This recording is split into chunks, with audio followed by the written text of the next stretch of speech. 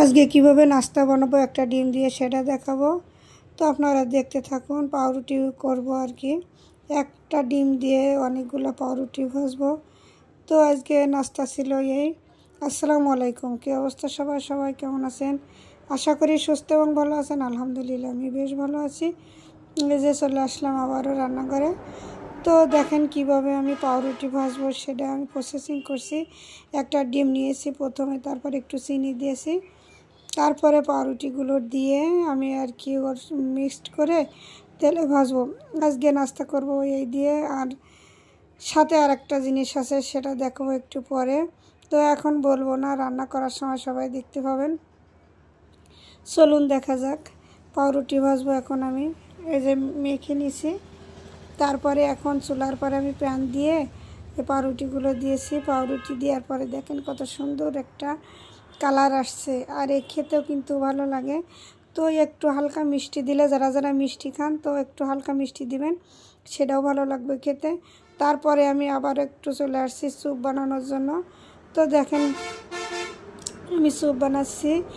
আকাশবাবু আজকে বাইরের কোনো খাবারই খাবে না, বলছিল আম্মু আজকে বাইরের খাবার খাবো না, তো তুমি যদি পারো বাড়ি বানিয়েও সেটাই ভালো হবে।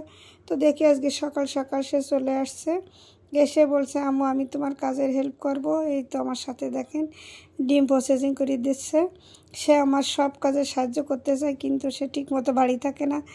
বন্ধু বান্ধব, পড়াশোনা, আবার প্রাইভেট এইসব নিয়ে ব্যস্ত থাকে।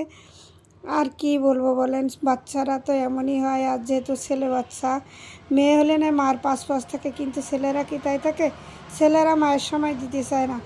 এখন বিয়ে শাদি করিনি তাই সময় দিতে চায় না, যখন বিয়ে শাদি করবে তখন তার মোটেই সময় দেবে না। আমি ভাবছিলাম আল্লাহর কাছে আমার একটা মেয়ে দেবে, কিন্তু আল্লাহ সেটা দেয়নি, ছেলে দিছে। তারপরও আলহামদুলিল্লাহ আমি অনেক খুশি আছি আকাশবাবুকে নিয়ে। তো দেখেন সব কাজে সে আমার সাথে হেল্প করছে। এই যে ডিম এখন বলছে আম্মু আমি ভাতগুলো ফ্রাই করে দাও ডিম দিয়ে, ওই তো সেই সাথে সব কাজে আমার হেল্প করছে।